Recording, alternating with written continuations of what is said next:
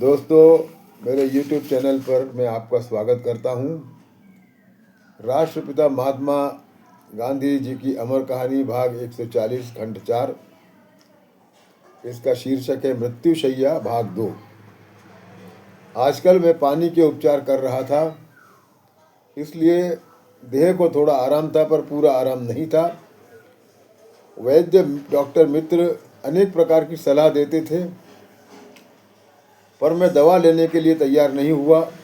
2-3 मित्रों ने कहा कि यदि दूध वर्ज्य हो तो मांस का सूप लेने के लिए कहा, और औषधि के रूप में मांस लेने में कोई गलत नहीं होगा, और उन्होंने आयुर्वेद के प्रमाण भी बताए। एक ने अंडा खाने की सलाह दी, क्योंकि उनका कहना था कि अंडा एक निर्दोष पदार्थ था, पर मेरा जवाब एक ही था। मेरे खाने पीने के निर्णय शास्त्र अथवा लोगों पर आधारित नहीं थे।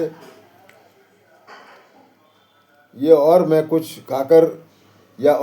और कुछ खाकर जीना नहीं चाहता था, और जिस धर्म का अनुकरण मैंने अपने परिवार और मित्रों से करवाया, मैं कैसे उसे छोड़ सकता था।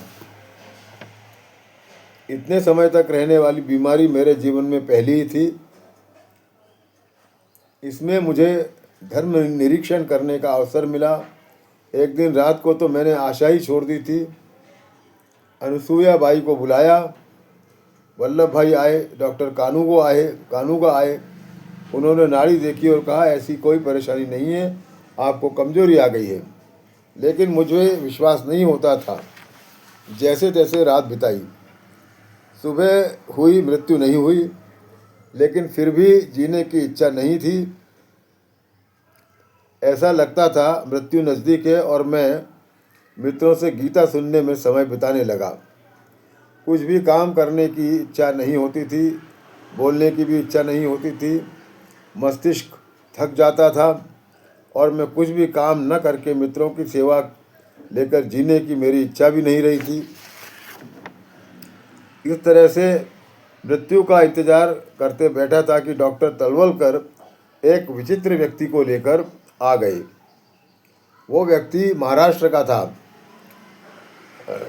लोग उसे पहचानते नहीं थे, पर वो मेरे जैसा ही चक्रम था, इसलिए मुझे पहली ही मुलाकात में उसकी पहचान हो गई। डॉक्टर तलवलकर उसको मेरा इलाज करने के लिए लाए थे। उसने डॉक्टरी की पढ़ाई तो कॉलेज से की थी, पर डिग्री हासिल नहीं की थी। बाद में मैं समझा वो ब्रह्म समाजी था। उसका नाम केलकर था।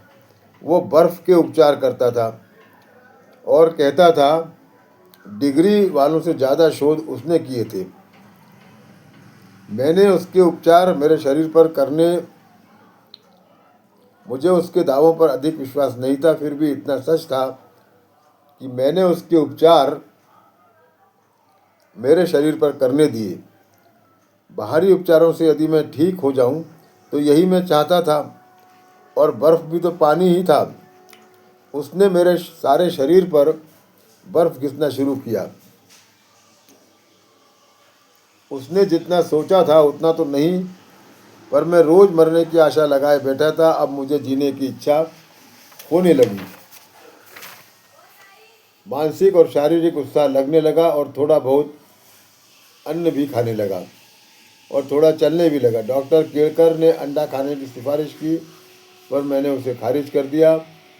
फिर भी मेरी गाड़ी चलने लगी, और मैं थोड़ा थोड़ा काम भी करने लगा। और यही ये अध्याय समाप्त होता है। आपका बहुत बहुत धन्यवाद।